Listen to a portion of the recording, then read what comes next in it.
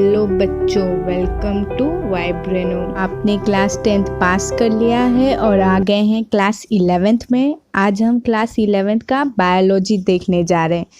सबसे पहला chapter start करने जा रहे हैं जो कि है द लिविंग वर्ल्ड। ये हमारा unit 1 diversity in the living world का फर्स्ट चैप्टर है। इस यूनिट में 4 चैप्टर है। आज इस यूनिट का पहला चैप्टर देखेंगे। सबसे पहले मैं आपको ये पूछूंगी कि लिविंग क्या है। अगर आप अपने आसपास देखें तो बहुत सारी चीज़ें जैसे bat, ball, fan, glass, TV वगैरह वगैरह, पर ये सारी चीज़ें को किस बेसिस पे लिविंग या नॉन लिविंग कहा जाता है? तो उनके पास कुछ कैरेक्टर्स होते हैं जिनकी वजह से किसी भी चीज़ को लिविंग या नॉन लिविंग कहा जाता है। अब एक एक करके सारे कैरेक्टर्स को देखेंगे। सबसे पहला कैरेक्टर जो देखेंगे वो है ग्रोथ। पहले आप छोटे थे, फिर बड़े, फिर और बड़े हुए। अगर मैं आपको बोलूं कि अब बड़े हो गए हो, वापस छोटे हो जाओ, तो ये पॉसिबल नहीं है। तो growth is a permanent and irreversible change. एक बार बड़े हो गए तो हो गए। और ये एक सेलुलर चेंजेस है। अब मैंने आपके ऊपर सेल्स तो नहीं चिपका दिए कि आप बड़े हो गए, नहीं। आपके अंदर जो सेल्स के चेंजेस हुए हैं उसकी वजह से जो ग्रोथ हुआ है उसको बोलते हैं इंटरनल सेलुलर ग्रोथ। अब अगर एग्जांपल ले माउंटेन का, तो माउंटेन का भी ग्रोथ होता है, पर उसको लिविंग क्यों नहीं कहा जाता है? क्योंकि उसमें एक्सटर्नल चेंजेस की वजह से उसकी ग्रोथ होती है, इंटरनल सेलुलर चेंजेस नहीं होते। सेकेंड देखते हैं रिप्रोडक्शन। रिप्रोडक्शन क्या है?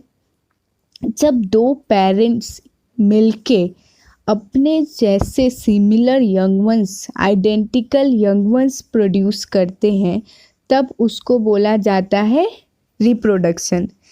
रिप्रोडक्शन एक डिफाइनिंग फीचर नहीं है किसी भी ऑब्जेक्ट को लिविंग या नॉन लिविंग कहने के लिए। It is not the defining feature of a living being और लिविंग ऑर्गेनिज्म। रिप्रोडक्शन के 2 टाइप होता है, एसेक्सुअल और सेक्सुअल रिप्रोडक्शन। सबसे पहले देखते हैं सेक्सुअल रिप्रोडक्शन। सेक्सुअल रिप्रोडक्शन क्या है? तो जहाँ पे सेक्सुअल रिप्रोडक्शन में 2 पेरेंट्स की नीड होती है, पर वो 2 पेरेंट्स डिफरेंट होने चाहिए। जैसे कि एक मेल तो एक फीमेल। अगर मेल मेल हुए तो रिप्रोडक्शन नहीं होगा, या फीमेल फीमेल हुए तो भी रिप्रोडक्शन नहीं हुआ।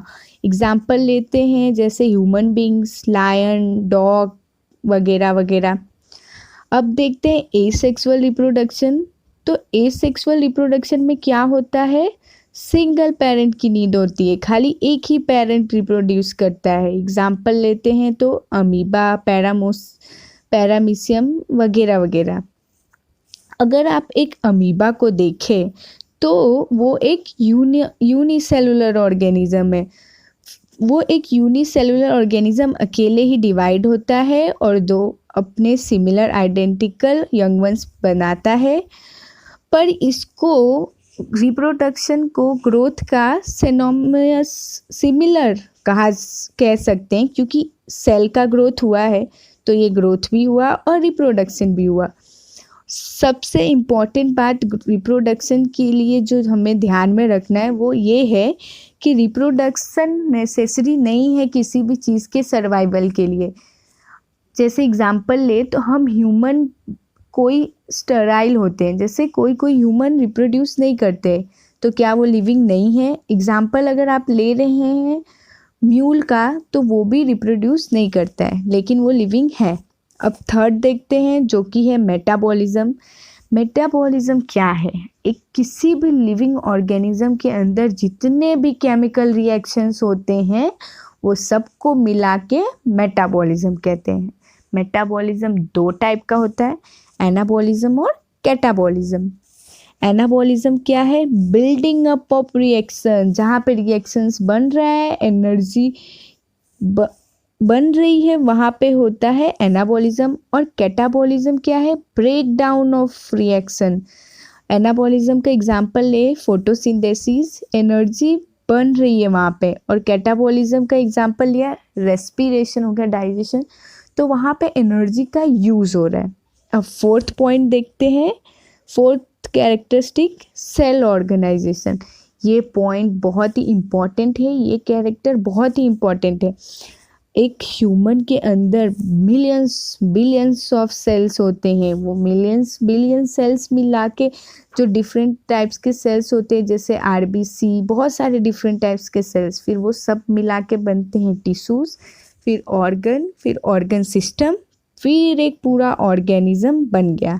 इसी कैरेक्टर्स की वजह से किसी भी और लिविंग बींग को, सेल ऑर्गेनाइजेशन की वजह से ही किसी भी लिविंग ऑर्गेनिज्म को, किसी भी लिविंग बींग को ऑर्गेनिज्म कहा जाता है। अब आगे पॉइंट देखते हैं एक एक करके।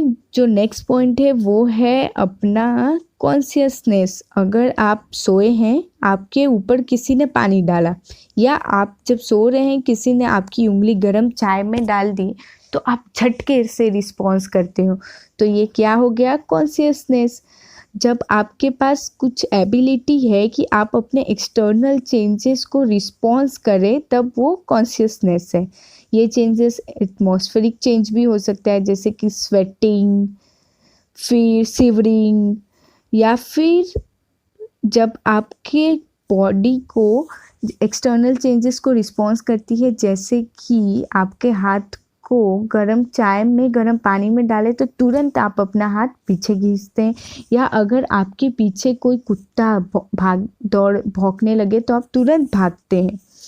अब एक क्वेश्चन जो बहुत ही इम्पोर्टेंट है, ये 3 मार्क्स के लिए भी पूछते हैं एग्ज़ाम में, या 1 मार्क्स के लिए, कि व्हाट इज़ लिविंग।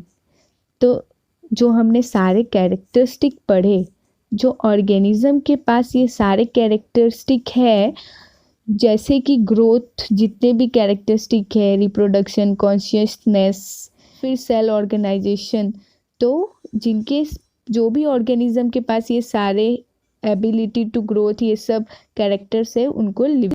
आज के लिए बस इतना ही बच्चों। Thank you, see you tomorrow, till then take care, bye bye.